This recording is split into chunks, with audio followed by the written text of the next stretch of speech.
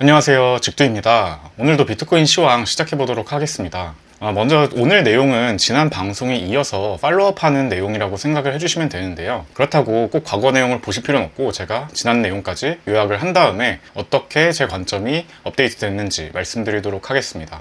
우선 지난 영상에서는 이렇게 하락에 5파가 있을 때 지금이 하락 3파 중 1, 2, 3, 4 그리고 마지막 하락을 한 번 정도 앞두고 있는 그런 상황이었고요. 여기서 한 번 더 하락이 나와주면 그 하락의 범위는 아마도 이러한 하락 평행 채널의 하단 그리고 지난번에 뚫렸던 이 큰 평행 채널을 한 번 더 이었을 때 그 채널의 중단 정도일 것이다 라고 말씀을 드렸습니다. 실제로 지금 그 부분에서 1차적인 반등은 나왔지만 제가 보기에는 사실 이 지지 구간을 뚫렸다고 보는 게 더 맞을 것 같습니다. 어제 이 구간을 뚫고 내려왔는데요. 혹시 일봉상 아래 꼬리를 달고 이 위로 다시 완전히 올려주는지를 체크하기 위해서 오늘 아침까지 기다렸습니다. 그런데 일봉은 그냥 그 아래에서 마감을 했고요. 지금도 그 위치에 있는 모습이죠. 이렇게 패턴상으로는 이 부근이 24.5에서 22K가 좋은 반등 구간이라고 생각을 하고 있었지만 파동상으로는 아직 하락이 다 나온 것 같지 않아서 저는 아직 매수하지 않고 관망을 하고 있습니다. 그 이유도 설명을 드려볼게요. 어찌됐든 이 구간이 뚫린다면 매물대나 패턴상 다음 지지 가능한 구간은 바로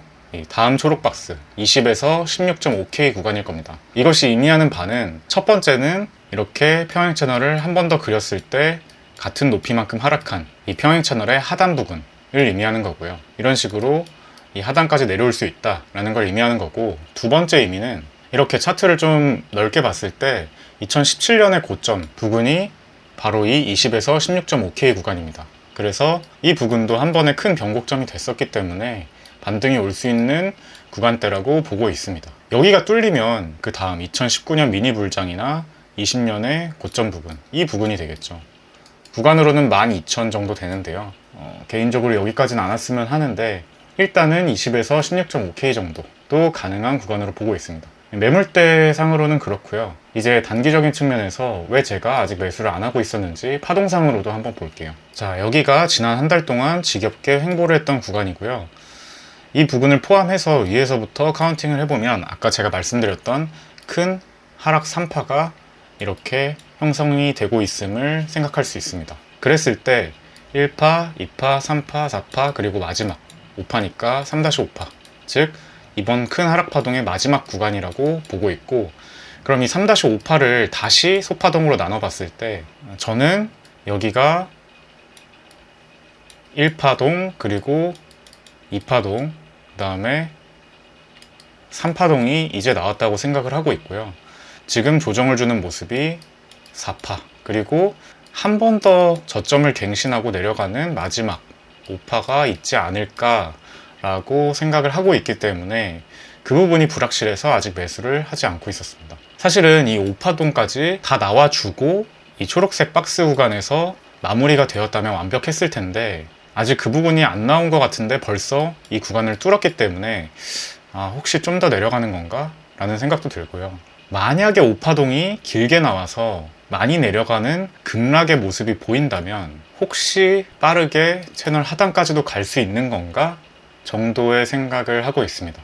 이 부분은 마지막 5파동이 어떻게 나오는지를 보고 판단을 할 예정이고요. 다만 여러 온체인 데이터나 지금 하락의 깊이를 봤을 때도 지금은 추가 숏을 치기보단 이젠 롱을 생각해야 되는 자리라고 생각합니다. 이미 많이 내렸기 때문에요. 고점이 69,000불이었는데 지금 21,000불인 걸 보면 거의 2분의 1에서 3분의 1 토막 정도 났죠.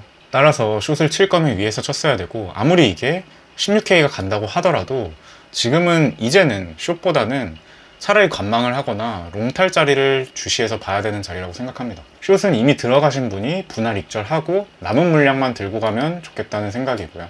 또는 아예 다 익절하고 이제는 롱 자리를 좀 찾아봐야 하는 상황이라고 생각합니다.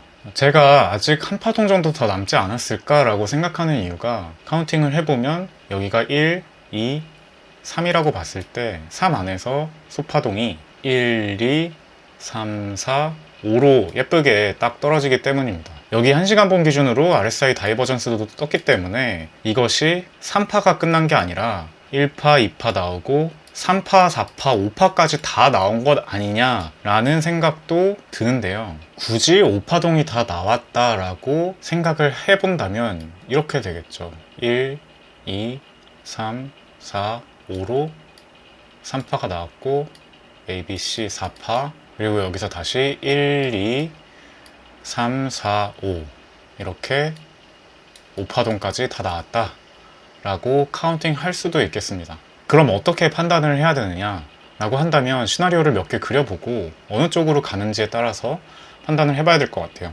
지금 수렴이 이런 식으로 삼각 수렴의 형태가 나오고 있습니다.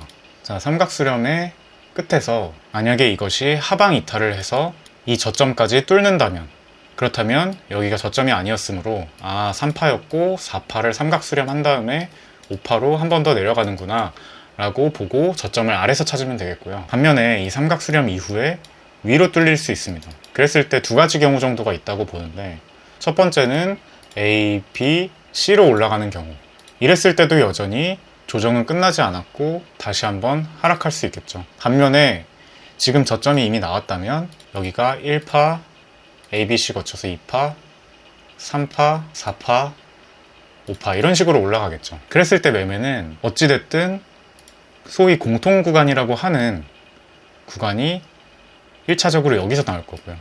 이 고점을 깨기 전에 이 부근에서 한번 나올 거고, 이 고점을 뚫었을 때 또 한 번 나오겠죠. 이 구간은 A와 C의 길이가 비슷하다는 관점에서 C가 나올 부분까지만 먹으면 될 것 같습니다. 여기까지 공통 구간이 나와서 롱을 트라이 해볼 수 있고, 그 이후에는 이것이 더 올라갔다가 조정을 받는지, 그리고 이 3파가 소위 임펄스 파동이었는지를 볼 수 있겠죠. 그 다음에는 잠시 관망하고 있다가 이것이 확실히 1, 2, 3, 4, 5가 나왔다 싶으면 그 다음에 A, B, C 파동이 조정으로 나올 테니 여기서 추가 상승을 노리고 롱을 탈 수 있겠습니다. 반면에 이 파동이 이렇게 3, 4, 5까지 다 나오지 못하고 다시 꺾인다면 이것은 A, B, C 조정이었을 수 있겠다 라고 생각하고 밑에서 다시 롱을 받을 준비를 하면 되겠죠.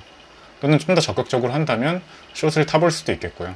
어찌됐든 지금 삼각 수렴 중이기 때문에 역시 수렴 중에, 특히 수렴의 가운데에서는 방향을 예측하지 말고 이탈 방향에 따라서 다음 시나리오를 짐작해보고 대비를 하는 게 낫겠다는 생각입니다. 이 정도 시나리오를 가지고 상황을 보시면 좀 덜 당황하고 침착하게 대응하실 수 있을 것이라 생각해서 오늘 내용 공유드려 봤습니다. 지금 주식시장도 그렇고 굉장히 변동성이 커져 있고 하락의 공포가 극대화되는 지점인 것 같습니다. 이럴 때일수록 저점이 머지 않았다라는 것을 상기하면서 침착하게 대응할 필요가 있다고 생각합니다. 구독자분들도 성투하시길 응원드리겠습니다. 지난번 방송에서 말씀드린 것처럼 지금 일봉상 다이버전스가 형성 중이거든요. 추세 반전의 신호로 그 확률이 굉장히 높습니다. 지금 여기와 여기에 다이버전스가 걸리는 만큼 이 이후에 충분히 비트코인 기준으로 최소 40% 정도는 반등이 오지 않을까 생각을 하고 있기 때문에 이번 롱을 정말 잘 주어야겠다라고 생각을 하고 있고요. 참고로 또 하나 말씀드리면 저는 초반에는 비트코인 위주로 줍줍을 해보려고 합니다. 근데 비트코인은 아무래도 변동성이 상대적으로 낮다 보니까 곱하기 2배 레버리지 정도를 사용해서 주어볼까 생각 중이고요. 비트코인을 한 50에서 70%, 알트코인을 나머지 한 30에서 20% 정도 줘보면 좋겠다 라고 생각을 하고 있고, 알트코인도 이더리움의 비중을 조금 더 높게 가져가려고 합니다. 그 이유는 만약에 하락이 여기서 끝나지 않고 정말 최악의 상황의 경우 이렇게 쭉 큰 하락이 나오면서 미끄러졌을 때 알트코인의 하락률이 굉장히 클 것이기 때문에 현물로 주어도 그렇지만 특히 만약에 선물로 줍는다면 3배 레버리지만 해도 마이너스 33% 하락하면 청산이거든요. 청산의 위험이 너무 높기 때문에 특히 하락 막바지에 변동성이 극대화되는 시점에서 이 알트코인을 줍는 것이 아무리 저배율로 주어도 위험이 크기 때문에 초반에는 비트코인 위주로 가고 나중에 어느 정도 한번 상승이 오고 조정이 온 다음에 비트코인의 장세가 조금 잠잠하고 알트코인의 장세가 오면 그때 알트코인 위주로 매매를 해보려고 합니다. 어떤 코인을 살지는 좀 더 살펴보고 정해지면 말씀드릴게요. 다만 저는 언제나 말씀드렸듯이 무슨 코인을 사는지가 중요한 게 아니라 언제 사는지가 중요하다고 생각합니다. 사실 지금 알트코인들의 경우 대부분이 80에서 90% 정도 고점 대비 하락을 했잖아요. 그래서 어떤 코인이 더 낫다라고 말하는 것 자체가 코인 시장에서는 아직 적용되기 힘들다고 봅니다. 상승할 때도 마찬가지겠죠. 크게 비트코인의 장세가 있고 비트코인과 이더리움의 장세가 있고 메이저 코인들의 장세가 있고 잡 알트코인들의 장세가 있고 이 안에서 다시 테마 위주로 NFT라든지 디파이라든지 하는 장세들이 있는 거라고 보고 있습니다. 따라서 이러한 여러 장세가 있고 이 안에서 맞는 코인들을 사면 어떤 코인을 사도 큰 수익률을 볼 수 있다고 생각하고 있습니다. 이 점도 참고해 주시면 좋겠습니다. 아무쪼록 오늘 영상은 여기까지고요. 오늘도 끝까지 시청해 주셔서 감사합니다. 저는 다음 영상에서 더 좋은 내용으로 찾아뵙겠습니다. 직장인 투자자 A였습니다.